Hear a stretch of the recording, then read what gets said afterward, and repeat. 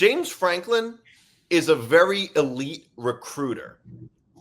But it's fantastic now to go there, yeah. Great recruiter. He's not a great in-game head coach.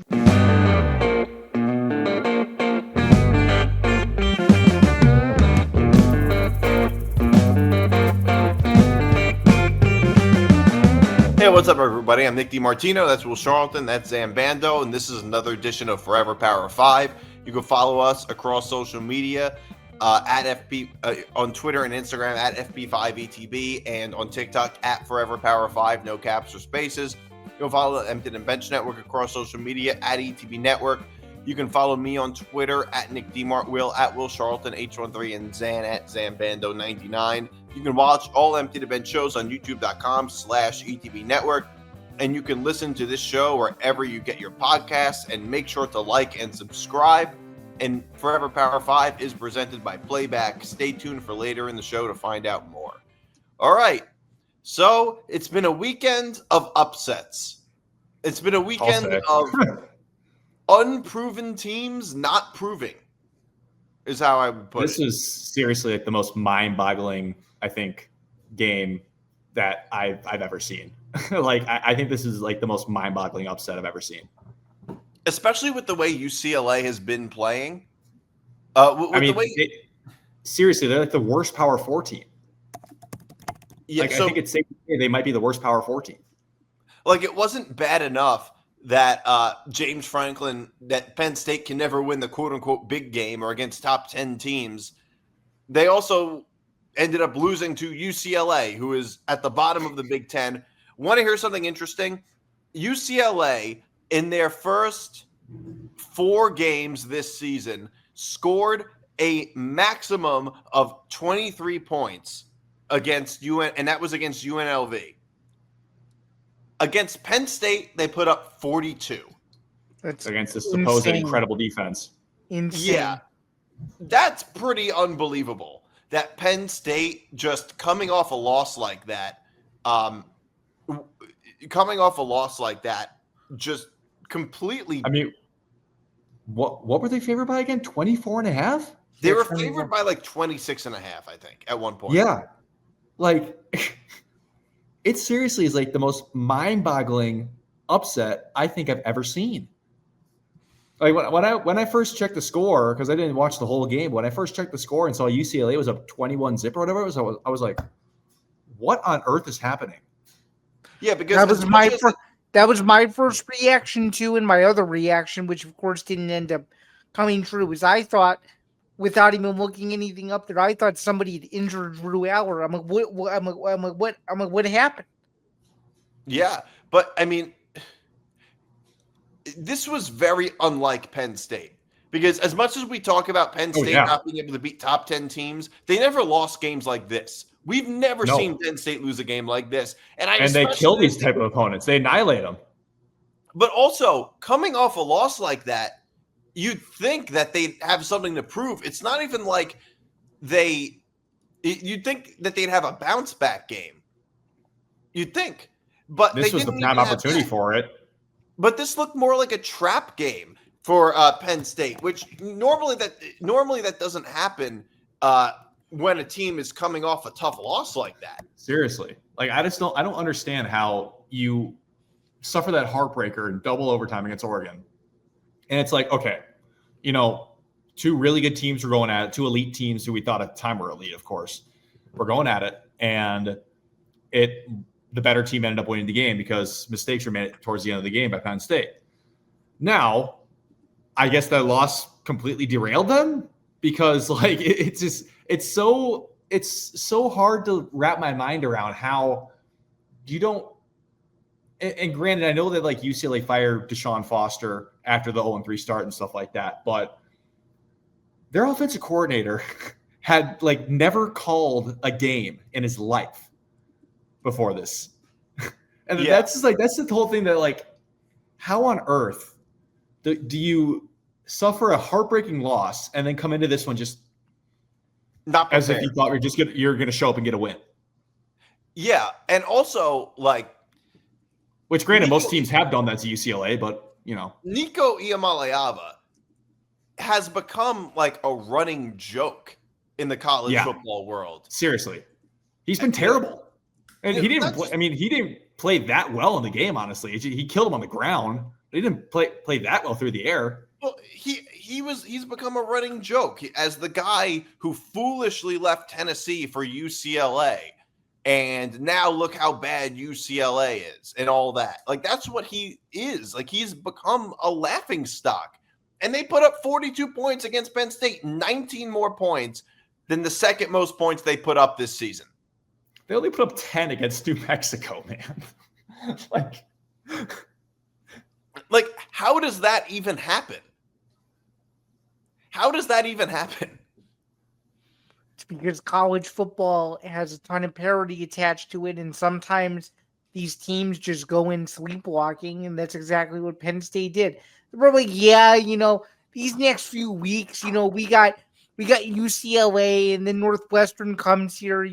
Our October, over the most part, is gonna be halfway easy. We don't even have to try, and then they just got absolutely taken advantage of in the worst way. I mean, this was a catastrophic loss of epic proportions. That's the best way to say it. I mean, it really was, and this was a classic one of those moments where it was like, where were you when UCLA beat Penn State? So yeah, it's a lot like that, and the whole look ahead game, like trap games, are when like Florida State against Virginia, where like they were looking ahead to the Miami game. What's Penn State looking at, especially given that they just came off a heartbreaking loss to Oregon? What's Penn State looking ahead to? Northwestern? Iowa? I mean, Ohio State's not until November 1st. That's another 4 weeks later.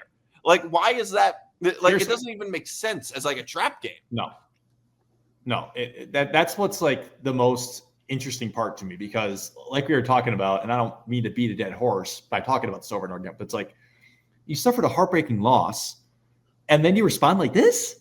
Yeah. I mean, I don't understand. Like, I get that you're going across the country and whatnot, but that shouldn't be an excuse. No, like, it shouldn't. It's just a lot of teams have to do that. Yeah. Penn State, you look at both rosters, Penn State has the significantly better team. Significantly. It's not even close talent-wise. It's not even close. No, not even close. And it's just like what could have UCLA done to play like they did? I think, like, I'm trying to figure out who I give more credit to or discredit to. Like, I'm trying to figure out if I give more credit to UCLA for just playing a great game and being ready to go, if I discredit Penn State for just like sleepwalking into this and thinking that you're just going to leave LA with a free win. I can't figure out what I'm trying to who I give more credit or discredit to. It was noon, 2:30. Noon Pacific. 3:30 Eastern. So yeah. Okay. So it's not even that early. It's not even like you can blame this on Penn. I mean, it's a 3:30 Eastern game. That's a totally normal time. That's not like when USC traveled across 2 time zones to play Illinois. So it was like which is like 9 a.m. for them. Game. Right. So like, it's not even like you can blame the time zone thing. No. And that's one of the things that I just can't wrap my mind around. I don't understand how Penn State is everything about this is just hilarious to me, because James Franklin can't win the big game. So he decided to see like, well, we can't win the small ones either, I guess now. Yeah. He decided to mess around and lose the small games to prove you all wrong. No, this is seriously like one of, if not the most mind-boggling upset I think I've ever seen, because in no way, shape, or form should Penn State have lost this game. Granted, not cover the spread. Like, I mean, you look at the spread, it's like, oh yeah, we didn't pick this game last week because we all thought Penn State was just going to breeze by them, probably win like 56-3 or something like that. And that's what you expect after you lose to Oregon. Yeah, from the way UCLA has looked. Yeah. I mean, they have been abysmal. They've been awful. Like, there's no way to shy around it. UCLA has been pathetic. Yeah. And then this happens? Yeah, I mean, look, it's hard to blame, like you said, you can't blame them for being like, you can't blame it on jet lag. They weren't jet lagged. No. It probably doesn't help when you fly across the country. I think that's a big problem with the Big Ten, is that, you have, and also the ACC, the Big Ten and the ACC, is that there's a lot of cross-country traveling, which is always more difficult, certainly more difficult in the NFL than in college, and it's going to affect college teams, college kids more than NFL players. Oh, totally, yeah. I think it is a little bit of a product of that, but there's really just no excuse for losing this type of game. No. And look, if you escape with a win, okay, you didn't play that good, but at least you won the game. Right. You didn't win the game. You got embarrassed. Obviously, it ended up being a 5-point game, but the score was what, 27-3, 27-7 at halftime? Yeah, 27-7. And then they were up by multiple scores in the second half, multiple times. Yeah. And also, I will have to say, nobody is happier about this than USC, Indiana, and also Notre Dame fans. Those three teams, especially USC, is huge for them. Maybe not so much Indiana, because in some ways it might even be bad for Indiana, because if Penn State beats Indiana and Penn State's not a playoff team, it might look bad for Indiana.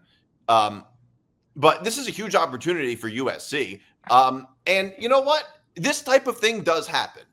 We didn't expect it to happen, but it does happen. I remember one time I was reading the comments on one of our clips, and somebody commented before the Indiana-Illinois game, if Indiana beats Illinois next week, the Big Ten is going to have at least 4 teams. And it's like, maybe that's the case, but it won't be the 4 teams you thought. No, because I think for all intents and purposes, that loss eliminates Penn State, because I see on their schedule, you're not guaranteed to beat Iowa on the road now. You're not going to beat Ohio State on the road. You're not guaranteed to beat Indiana home. Penn State could finish 7-5 for all we know this year now. No, they could. Well, even if they finish, even in the best case scenario, let's say they finish 9-3. They beat Indiana and they lose to Ohio State. Are they a playoff team? No, absolutely way. not. No absolutely way. Probably not. No, and they're probably ranked around like maybe 2021 at best. Yeah, they'd be extremely lucky, not just to go 9-3, but they would be ridiculously lucky to even sniff 10-2. Sniff. Yeah. I mean, 10-2, they would have to end up beating Ohio State. That seems impossible now at this point. It seems impossible. Yeah, Ohio State is the only team that I think that looks like they're great. I put Miami in that category now too. Maybe Miami. I think I think that the thing with UCLA is I'm supposed to put Northern right there too. No, sorry, not UCLA. Penn State and Texas were ranked 1 and 2. Yep. Going into the season. And now they're a combined 8 and 7. I mean, at least with Penn State, it was a lot of the same. Isn't that the combined record with Clemson too? 8 and 7? Yes. Isn't that the total cumulative record? Yeah. Yeah, I'm sorry. And Clemson. Yeah. At least the thing is, though, is like James Franklin is a very elite recruiter. But it's fantastic now to go there. Yeah. Great recruiter. He's not a great in-game head coach. He's not someone who you can rely on for 2 minutes to go. You can't. Decent in-game head coach, but really he's a great recruiter. And the thing is that when you recruit really well, it always comes with expectations of being able to use that talent. And James Franklin this year has failed at that. We have a 12-team playoff, and it looks like, and by the way, no team would have been in the 12 as benefited historically from a 12-team playoff more than Penn State has, given where they finished in the past 10 years in the James Franklin era. Because they would have been right outside looking in the entire time. 2016 until last year, Penn State's a playoff team if there's 12 teams. Absolutely. And now it's the second year of the 12-team playoff, and it looks like Penn State's not even a top 12 team. You know it's bad enough when James Franklin has to tweet 1-0 mentality every week going into Northwestern. That's how you know. That's how you know that things have reached an all-time low in state college. Yeah, and they Yep. You have they to also get people to show up to the next game. I really wonder if Penn State's going to pull off the upset this weekend. You mean Northwestern? Could you imagine? No, I saw a tweet that said, you guys, it was by Casual Big Ten, the account Casual Big Ten, and they said, you guys think Penn State's going to pull off the upset this weekend? yeah. That's So funny as shit. yeah, but yeah, Penn State, just like Texas, has done nothing. It was all their ranking very high was just based on expectation, and that's it. And I'm not saying they're not going to do anything, but it was all based on nothing. It was just expectation, not what they did. Mhm. Florida somehow beats Texas. You were Who right. called it? Bill. Who called You it? were- You said it. Oh my god. Who called You it? said they would hang around and then they won. Oh my god. I'm telling you guys, like Florida does this, man. They do that thing. Like that's one of those games when Billy Napier is on the hot seat. He finds a way to become Nick Saban in those type of games. It's hilarious. Well, the truth is, you didn't go far enough. No, I didn't. I didn't say Florida would win outright, but I'd say they keep it close. And frankly, they dominated this game. I mean, this game was never close. No. This game was never close. I mean, when Florida went up 14-0, that was pretty much all she wrote. Yeah. And here, look, I said Florida. I guess maybe it looks like Billy Napier is going to keep his job the same way he kept his job last year, which is just, it looks like he's on the hot seat, and then he just turns into Nick Saban once he's on the hot seat. Yeah. The surprising thing to me was that How about DJ Lagway? Only one interception this week. He's making progress. he played well. He threw for almost 300 yards. I know. He actually played really well. I think they must. It seems like they just changed the game plan. Maybe. Florida. I mean, obviously something wasn't working in the first 4 games besides their one win against Long Island University. But Yeah, Long Island. I didn't even know Long Island had a football. Was it LIU? Was that it? yeah. Yeah. So their win was against LIU. That's unbelievable. And now their second win is against Texas. You think LIU Maybe has beat USF at home. Probably not. Maybe a 3-star. Maybe 1 3-star. What 3-star? The thing is, Texas going into the season was ranked number 1, entirely based off of expectation. They Might as well give them the national championship. Give Arch Manning the Heisman because why not? Might as well. They're a different team than they were last year, and nobody ultimately knew what Arch Manning would look like. Nobody knew. Nope. And it's really showing because now Texas looks like a middle-of-the-road SEC team. Yeah, That's what they look. And that's generous. You can even go as far to say that they've completely fallen off. The hype's dead. I'm Two going to say losses that. now, Ohio State and Florida. Are you kidding me? Ohio State's one thing, but Florida is like you lost to a team who's desperate. But what I'm saying is if Texas plays like 2 or 3 more possessions better in that first game, they might have won. Yeah. Well, I didn't put much stock into the loss at Ohio State, especially because Ohio State. You can't. You No, can't. you can't. No. I was just saying in general. Yeah. Well, the thing with Texas that Texas has going for them is that they at least have a path. It's not an easy path, but they have a path. They're going to have to probably. I mean, I don't know how they're going to do it. They'll have to win the SEC championship, I think. Probably. Even if if they go 10-2, if they make the SEC championship game, I think they're still going to get in because the SEC is such a strong conference. Yeah, I just don't see how they make the SEC championship now. Look at their schedule. I mean, they still got to play. They got Oklahoma this coming weekend. They got to go on the road to Mississippi State. They play Vanderbilt. They got to go on the road to Georgia, and then you end the year in the Lone Star Showdown. And Texas A&M's looking like a really good team this year. Yeah, Texas A&M and Georgia. Texas is in trouble. They're in trouble. They're in trouble. And Georgia rarely loses at home. It was an anomaly for them to lose to Alabama. And Alabama they right now, like a 22-game home win streak going into that game or something like that. Yeah, they did. Yeah, it was something like that. And Alabama looks way better than Texas does. Oh, much better right now. Alabama's turned a corner. Yeah. And if not for a bad penalty and a couple of bad play calls, like the 4th and 1 play call to Cash Jones where he slipped, and obviously the dropped pass, Georgia wins that game. I don't see Texas being able to beat Georgia. No, I don't see it. And last year, by every metric, Texas was a better team than Georgia, but Georgia had their number. I don't see it happening. No, I don't either. A&M, a little more likely, but A&M looks good this year. They look really good. Marcel Reed's really coming to his own. Really good passing game. Mm-hmm.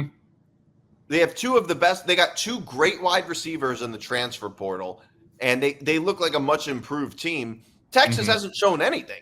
They haven't shown anything. They don't have a win against a power conference opponent yet because they played 3 cupcakes out of conference. Just like Penn State. Yep. And that's why this is so funny, because these 2 teams are so similar. Like, they don't play anyone out of conference, and then they get railroaded. Like, well, no, Texas played Ohio State out of conference. But yeah, I don't know why I said that. But yeah, Penn State, I get what you mean. Well, I understand. Yeah. I get it.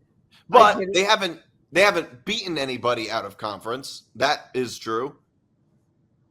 Right. Yeah, Penn State played their toughest team. The toughest team they played in a non-conference was Nevada.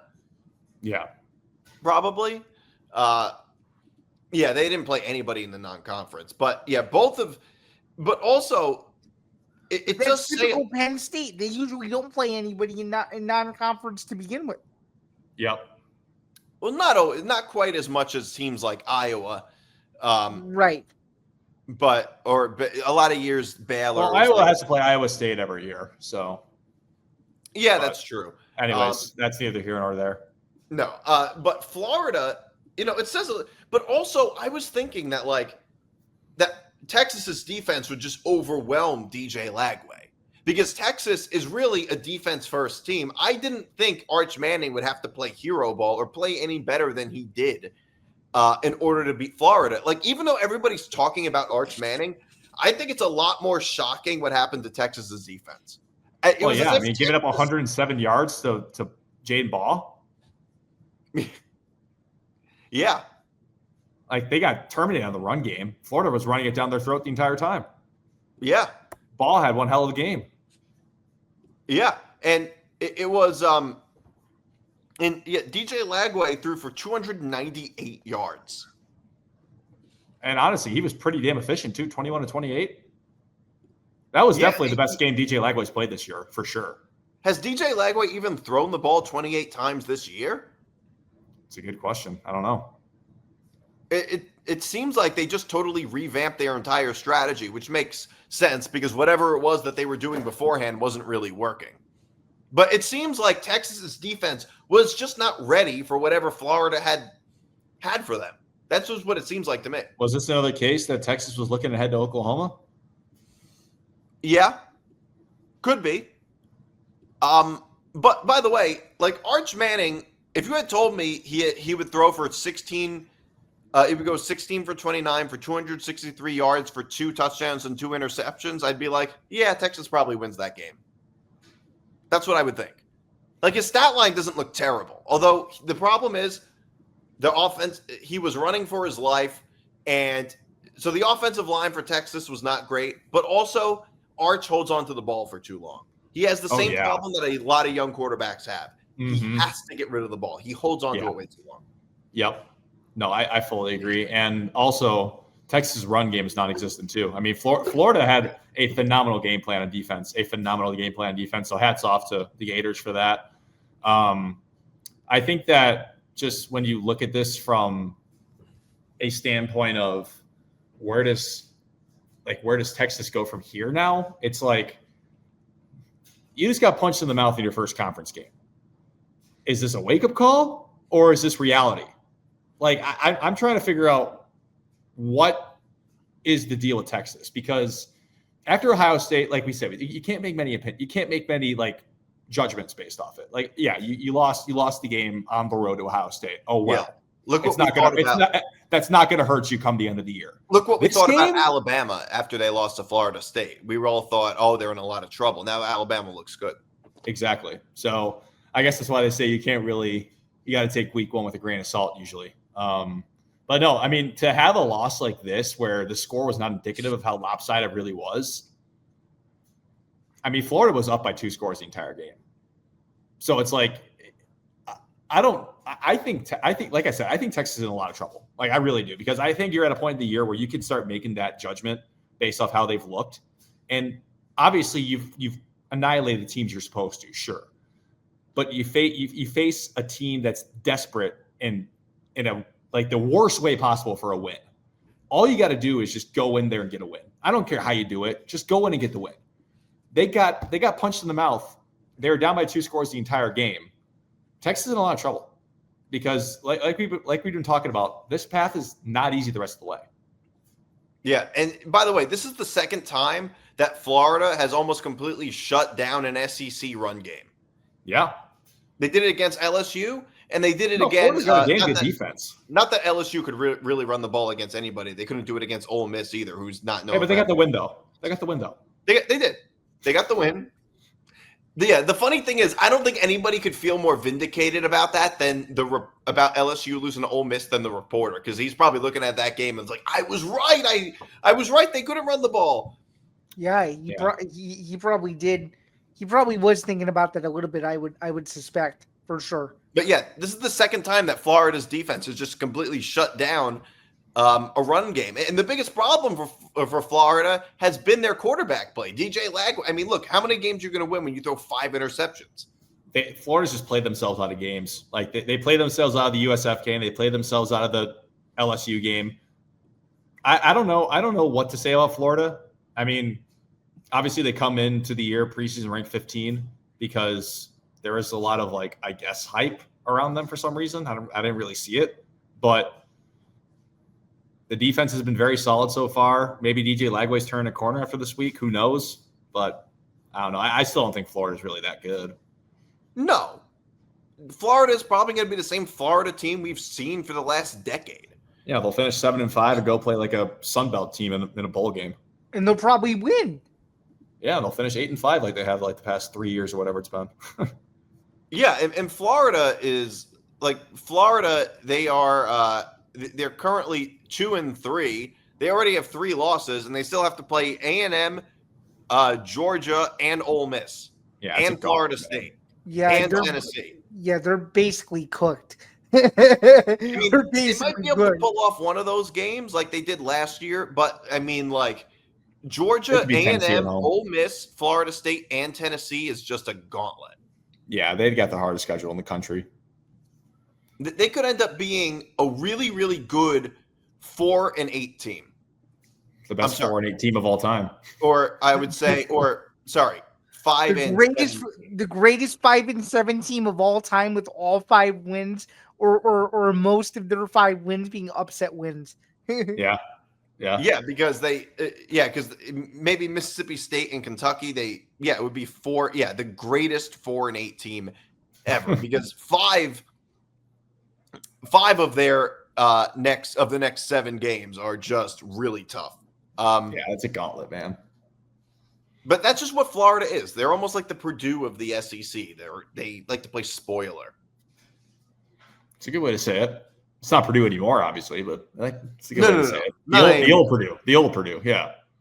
Well, nobody could be happier about this, obviously, than Alabama fans and Georgia fans, because now they have much more of a shot at making the playoffs. And honestly, A&M fans too. Oh, for sure. Mm-hmm. Especially seeing that this is the team that A&M has to play.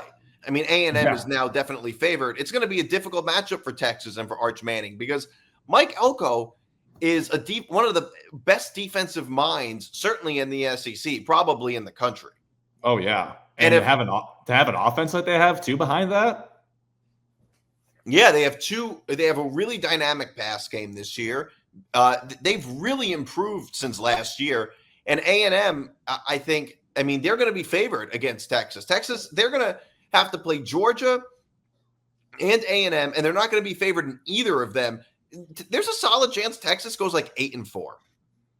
Yeah. And ends up in the Fiesta Bowl or something like that. Well, the Fiesta Bowl is one of the one of the college football playoffs. You're right, actually, not the Fiesta Bowl. That's not a good example. The Scooters Coffee Frisco Bowl. Yeah, like exactly. Also, how about the fact that going back to like a few episodes ago, talk about that Haley Sawyer lady. She left Texas and Penn State ranked this week. Like, oh yeah, we were talking about this on the that. screen. So, like, I still can't believe this. Does she watch football? I don't know, man. it's one of those jobs where, look, I think it's like being a baseball Hall of Fame voter. Yeah, right. It's about the credential, and that's really it. Like, it's not really about much more than the credential. They should make me do it. That's how bad some of these. I just don't understand what. You should do it, Zain. Like you already do one on your other show. Like you guys both probably have the professional credentials to do it, to be an AP voter, potentially. I probably would. I'd say Zain more than me, just because of his what he also does. But oh, thank you. I really appreciate it. That's too kind of you. Thank you. I don't think me hosting this podcast is enough of a credential. Would be enough of a credential. But frankly, I don't think I'd be doing any worse of a job than some of these people. I can guarantee you, if I had a mock AP poll this week, it would look entirely different than hers. That's for sure. Oh yeah, as it should. It's completely. How do you leave Texas and Penn State ranked? I just what have they done to prove they're ranked teams? They haven't done anything. No, they haven't. Well, maybe you could argue Penn State should have been unranked after last week's loss. No, I don't know about that. I mean, that might be going a little too far, but you lost to Oregon, who's now who's still number 3. Like, I mean, I get it, but to that point, you still hadn't beaten the Power 4 conference opponent yet. Oh, after this week, yeah, no, get the hell out of the poll. Both teams, like to see that people actually. That AP voters actually left Texas and Penn State ranked, that they were the 2 of the first 3 teams that received the most votes this week. Really? Yeah. I mean, the thing with the AP poll, though, is that it's completely inconsequential. It doesn't matter for anything, and nobody's incentivized to get it right with their picks, with their rankings. Yeah. Which is what makes it a flawed system. It's right, so and flawed. it also doesn't matter. It doesn't count for anything. That's why the college football playoff poll, when it comes out, is by far the most reliable, because they actually use metrics. They don't just use subjective opinion. They use metrics. Yes. Right. And they use who beat who and how they won and strength of schedule and the whole thing.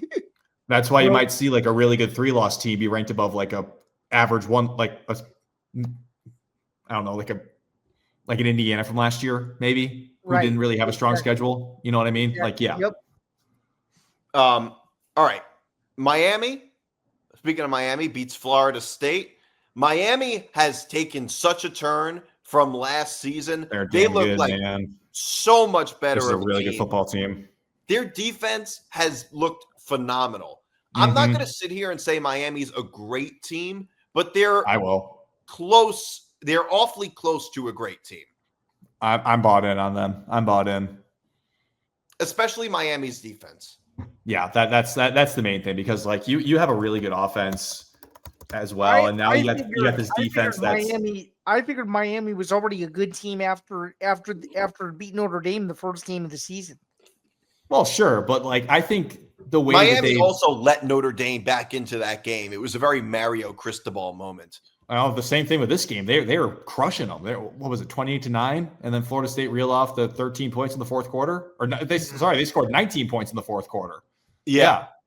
And he had the ball with the chance to win. That's why I'm not convinced Miami's a great team. I will say this. They're a great team who lets their foot off the gas. Do great teams let their foot off the gas? That's what doesn't make them a elite team. I would argue no, they don't. I would say they're not. I don't think that they're. Well, that's just coaching. Yeah, I don't think that they're. I don't think that they're a great team. I think that they're a very. I think that they're a very, very good team.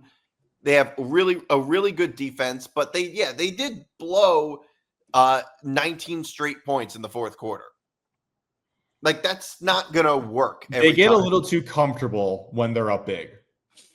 And that might very well hurt them when they get to like an ACC title game or a semifinal or a quarterfinal college football playoff game. But It'll that very well so hurt them. far has to be their biggest flaw. It's by far the biggest flaw because everything else looks great for them. I mean, Carson Beck's looked phenomenal. He's fitted into the offense really nicely. They got a great run game. Their defense has been great, like we've been saying. They got very good weapons. Like Miami's the full package. They really are. Like, By the way, when you look at they got a great O-line too. They got a great O-line. Miami is the full package. It says a lot about Georgia, by the way, that like everybody blamed Georgia, and Carson Beck's looking pretty good in Miami. He's looking great. Way better than he did at Georgia. Yeah. It says a lot about Georgia's system, I would say.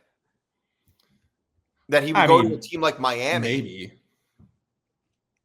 I mean, like, don't you think, though, that, like, a premier program like Georgia, he'd be better in than Miami? You would think. You'd expect so, yeah. But you're also playing tougher competition. Yeah, that's true. But overall, this Miami team just looks really, really good. That's what I'm saying. Like, I think definitely the best team in the ACC. Well, I mean, you look at the ACC, like Clemson's out of the picture. No. They're out of the picture. They already have only two conference Miami and losses Florida State are in the picture. Georgia Tech's in there. All right, Georgia Tech. I'll give you that. Georgia Tech looks very good too. Georgia Tech will need a lot to happen, though. No, they will. But I mean, they still got a very veteran group. Georgia Tech does. So I mean, I personally think that's Miami's biggest threat right now is Georgia Tech, and that's not saying a lot. Right. So Miami right now looks like they're going to be the one team that probably goes undefeated this year. Well, he said that like 6 or so years ago, and he flopped against Pittsburgh. So I don't know. You don't think Ohio State can go undefeated? No, they probably will. They probably will. But I'm saying like sitting right here, right now, I think that if you take, because like Ohio State's still got to play Michigan, they got to win that game again.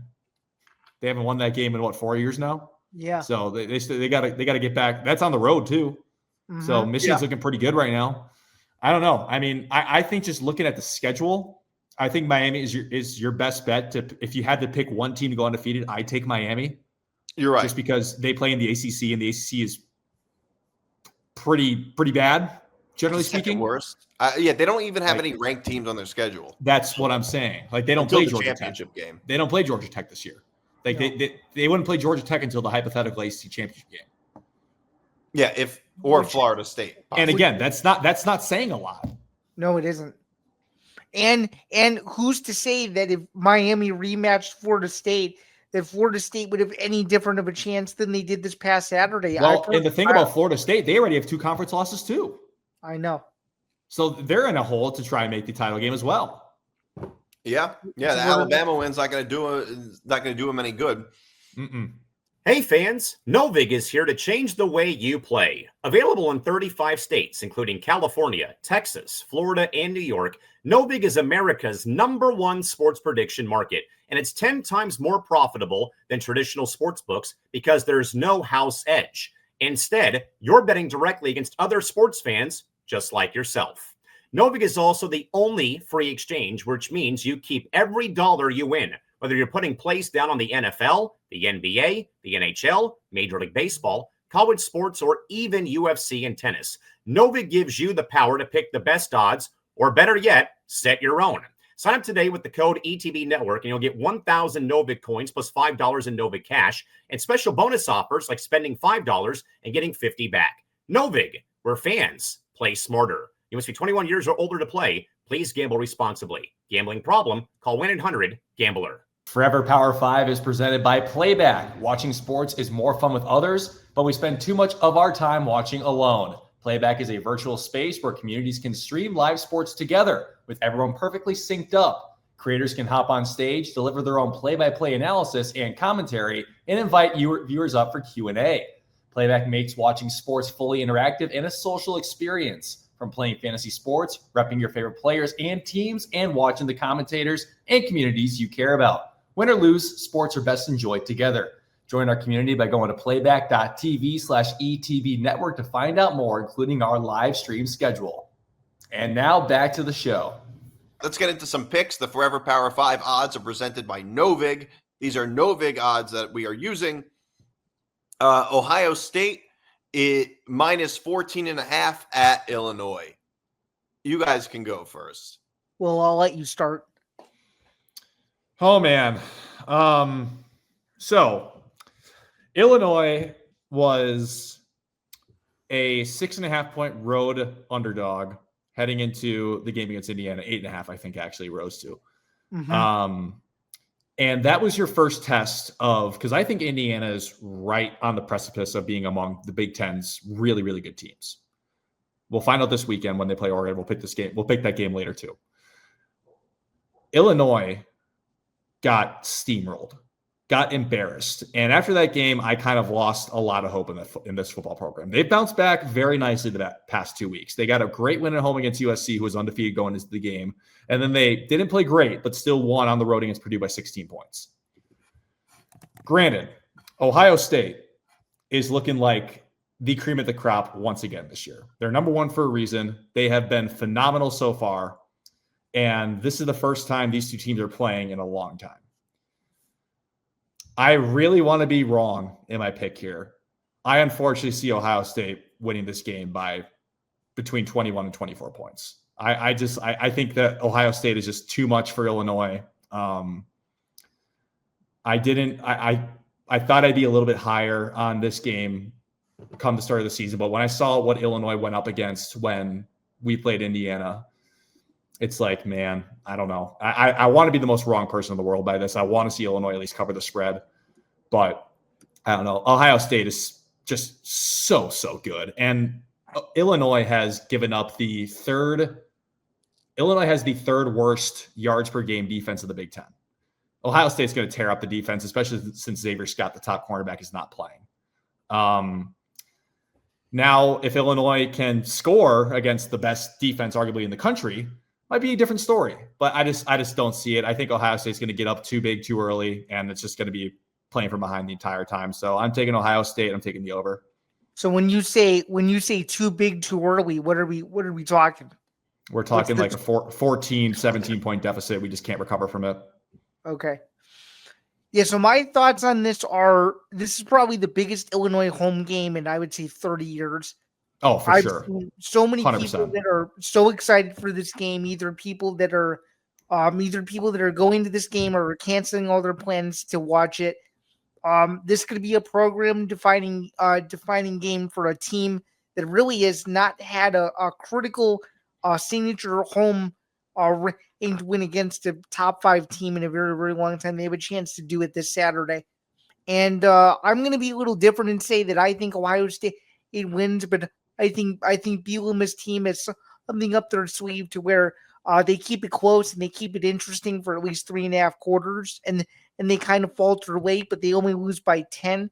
I was thinking earlier in the week it was going to be. I love that. I was thinking it was going to be 45-28 earlier in the week, but now I'm kind of really hesitant. I just say that Illinois is only going to lose by 10. So I'm going to say 38-28, not touching the over under, but it's one of those games where 3 plays don't go Illinois' way and number one remains number one. So. All right. So I love Ohio State here. Ohio State has looked amazing. They look like a great team, not just a good team, a great team. That's why I was being realistic. And they've just dominated their competition, completely dominated it. And it's not even like the competition in all these games is really all that easy. And even if the competition is fairly easy, dominating Power 5 competition is not that difficult. I don't care about them blowing out Ohio and Grambling State, but they physically dominated Texas. They went on the road and killed Washington. It's impressive. It's a hard place to play. No, they had almost as long of a winning streak as Georgia, I think. I mean, that's a really tough place to play. Washington's a very good team, and they just blew out Minnesota 42-3. I don't really think Illinois stands much of a chance. The only thing I worry about a little bit is maybe a backdoor cover, but I think Ohio State should win this by 17 points or more, probably. I think that's where I'm at. Ohio State is going to continue their dominant run. That's what I think will happen. I think it's just got to be a Luke Altmaier legacy game for Illinois. I mean, he's got to go off if we want a chance in this one. Oh, yeah. That's a given, though. Yeah. He has to do that every week, regardless of the opponent, because you best damn well believe that the defense isn't going to bail him out. No. Yeah. Illinois' got to literally outscore their opponents to win games. Yeah. All right. Alabama -2.5 at Missouri. I'm going with the Tide here. -2.5. It's only 2.5 points. Alabama has looked great. Their passing game has specifically looked great. Their quarterback play has been great. I really like the way Alabama's been playing. It's only 2.5 points, so it's essentially a pick 'em. I'm going with Alabama here. I like Alabama too for all of the same reasons you just mentioned, and the fact too that I just think for whatever reason I think Missouri is more than likely going to come in a little bit too overconfident, thinking, Alabama's been upset in tough road environments before. There's no reason why we can't do it. But when you're playing that level of competition and you're playing an Alabama team that's looked like a different team the last month, to me, I think Alabama should be able to cover this number easily. So give me Alabama by whatever it wants, but certainly by more than 2.5. Give me the Tide to go on the road in Columbia and get a statement win and prove that maybe Missouri isn't as good as it might think it is, and it could potentially end up being a humbling reality check. Yeah, I'm with you guys. I think that Missouri is a good team. They're not Alabama caliber. Like Missouri's a good team. They've won games, like they've won some games that they should win. Obviously, they beat Kansas at home. They just beat their last game was against UMass after their bye week. I mean, they're going to be fired up after their bye week, obviously, to come in and get this win. But I don't know. I'm not crazy impressed by Missouri. I mean, I think that their ranking is a little high right now. I don't know if they deserve to be number 14. Yeah, Alabama's turned the corner like we've been talking about, all for the same reasons. I like the Tide here. I mean, I just think I think that number is way too low. I mean, I think it should be at least a touchdown for Alabama based off how they've looked lately. So yeah, give me the Tide, and I'm going to go with the under on this game. All right, Texas -2.5 versus Oklahoma. Over under 42.5. This is a really tough game to pick because we don't know what Oklahoma looks like without John Mateer. They won 44-0 against Kent State, but that doesn't tell you That's anything. Not saying a thing. No. And frankly, we don't know a ton about Texas either, other than that they lost the two biggest games that they played. Sure, they can beat up on Sam Houston State, but we really don't know what they're going to look like against Oklahoma. So this is just a really tough game to pick. Really tough game to pick. You would have thought that Texas's defense would have shut down DJ Lagway, given that we've seen how DJ Lagway has played against everybody else. But if I'm going to make a pick, I'm going with Texas here -2.5. I think Texas wins this outright. Without John Mateer, I don't even know what Oklahoma is. John Mateer was a Heisman candidate. Mm-hmm. And they were playing at a higher level than Texas. But I don't know how much I can trust Texas without their starting quarterback. Yeah. I definitely think it's interesting. We'll go ahead, though. Oh, all right. Yeah, I'm right there with you, Nick. Just because of how uncertain I am about how Oklahoma's going to look, I just think that this game is going to come down to defense. And if that's the case, I think I trust Texas's defense to make more plays against a backup quarterback than Oklahoma's against a starting quarterback. I expect a really low-scoring game here, though. I mean, I think it literally could be like 17-10 Texas, and that might be the final score. So, are you guys both comfortable taking a total too? Besides, I'm taking the under for sure. I'm taking the under for sure. Yeah, I'm right. I'm right with Nick. I'm going Texas in the under in this game. I think that Texas is going to bounce back. Their defense is going to outplay Oklahoma's defense, and that's going to be the story of the game.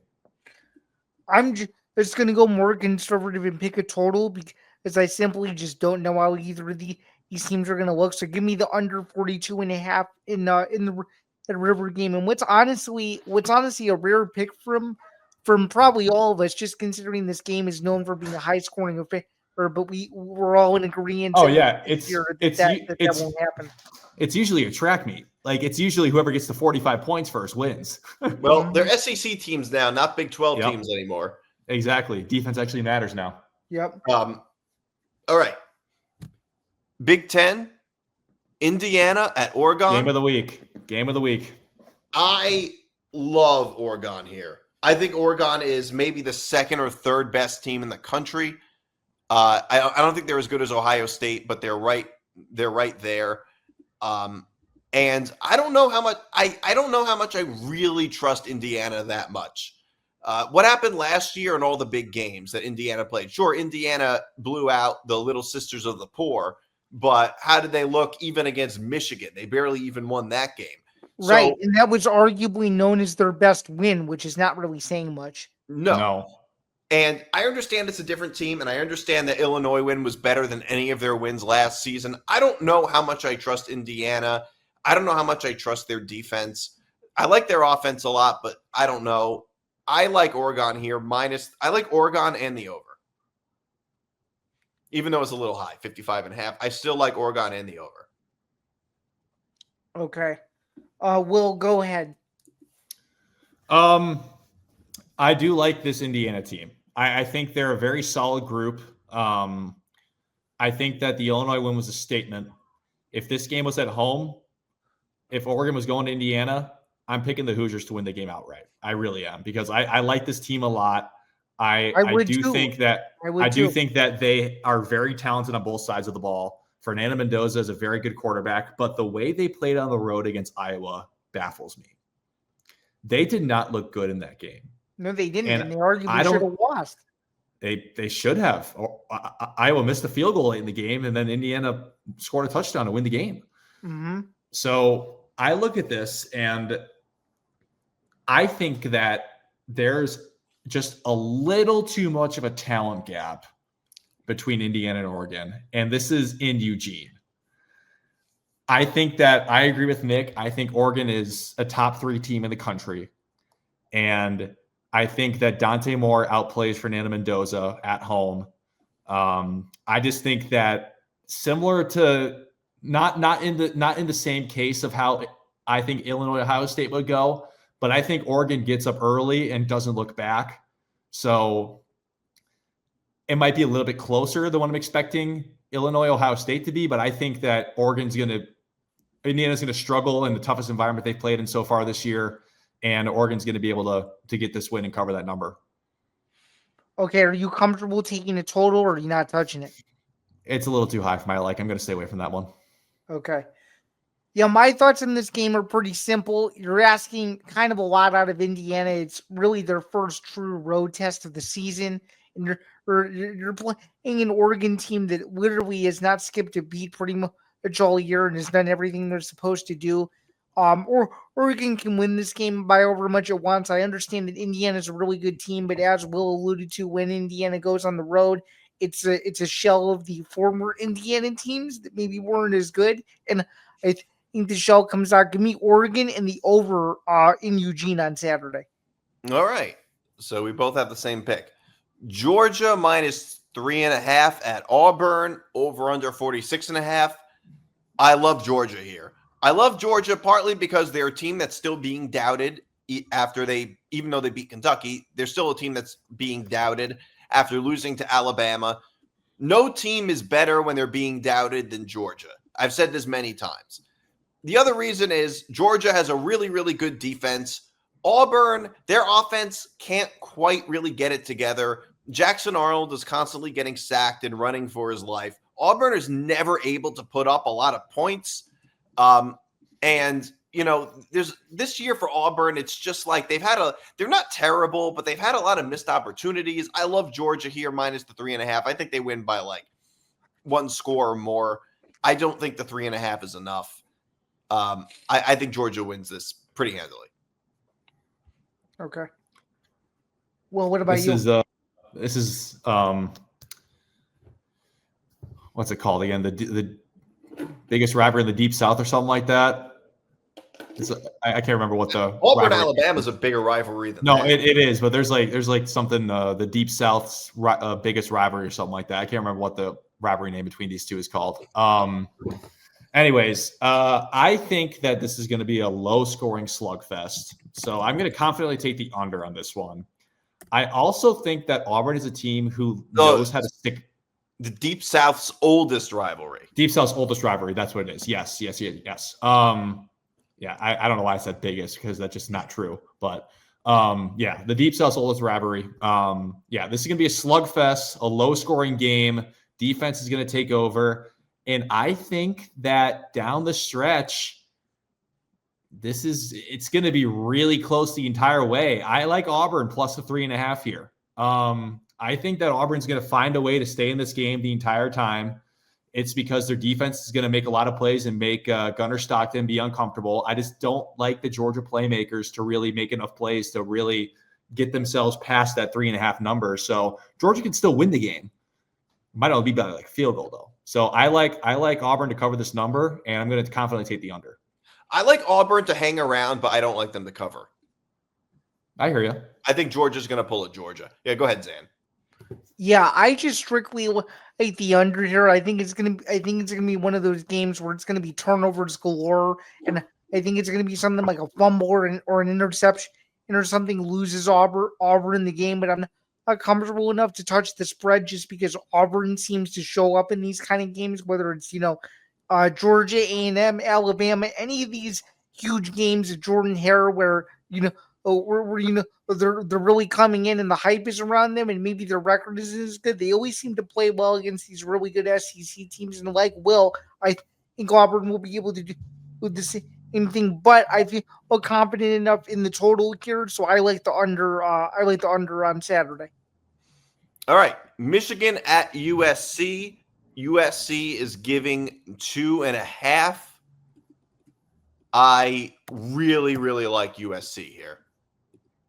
Really like USC. I think that, look, they had a rough game against Illinois, of course, because, Illinois, they were traveling across 2 time zones to play what for them was a 10 o'clock in the morning game. 9 in the morning. Well, isn't Illinois Central Time Zone? Yeah, it is. But it's normally like 9 a.m. for USC. Because they're Pacific. Yeah, they're 2 hours behind, so 10 o'clock. 11 Central. 2 hours from Eastern. Oh, it was an 11 Central? Oh, you're right. You're right. 9 o'clock. Yeah, because I was thinking it was, you're right. 9 o'clock game for them. And but overall, USC, I think they're having a renaissance season. Their quarterback play has improved tremendously. They have a very good defense that is very good at getting to the quarterback. I think their defense will give Bryce Underwood fits. Overall, I like USC here, minus the 2.5. I like USC and I like the under. I have a feeling this game is going to go under. 57.5 is very high. See, I expect a quarterback battle, and I think Maava is going to outplay Underwood. I think that USC just has more playmakers. I think Mekhi Lemon has a big day. Yeah, and I'm all over USC with this number right here. I think it's not enough points for them. I think that USC is going to command this game from start to finish. It's going to be back and forth the entire way. It's going to be a shootout. So I'm going to confidently take Jaden Maava and the Trojans, and I'm going to take the over here. I think that it's going to be a shootout, quarterback duel, like I said. Not a whole lot of defense played. They might make Underwood comfortable a little bit, but I like the Trojans here, and this should be a fun one. All I can say is Michigan throws 2 costly interceptions.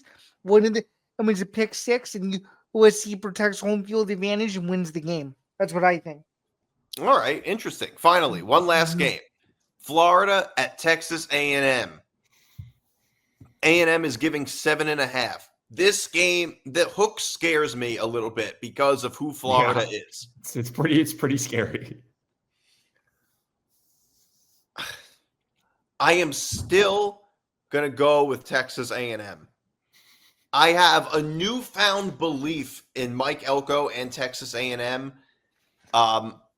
Now, that belief is going to hinge heavily on this game.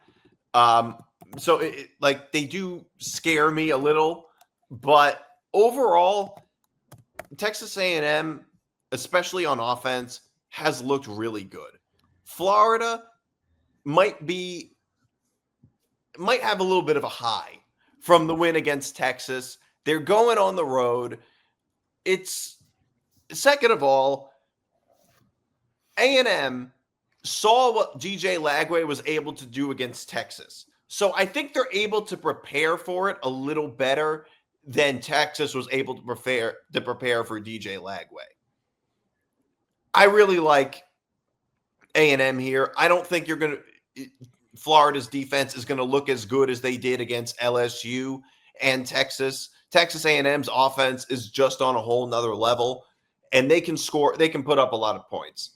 I don't think DJ Lagway is going to have that 2 weeks in a row. There's almost no way. So give me A&M minus 7.5. And you're not touching the total. No, You think it's too high? I'm not touching it. Okay. It feels weird to me. Yeah, I think this game is going to be a decent game too. The question is can Florida continue its momentum from last week? I think College Station though is going to be a little bit too much of a hostile environment, and they'll give me A&M to cover the number, but just barely. It'll probably end up being like a 10-point game, but it's going to be a very, very pins and needles score until like the last 2 minutes or so, and then A&M we'll be able to pull it out with one last first down to close it out and get a huge, huge, huge home win and survive. That's what I think. Do I do it? Go ahead. Do I do it? I'm not going to. Yeah, I think that A&M's a really good team this year.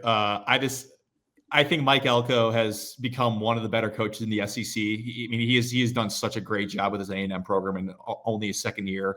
They've looked really good so far. They got a great win on the road against Notre Dame already. They know how to score a lot of points. Marcel Reed's going to outplay DJ Lagway. I do think Florida is going to ride in pretty confident after the Texas win, as they should.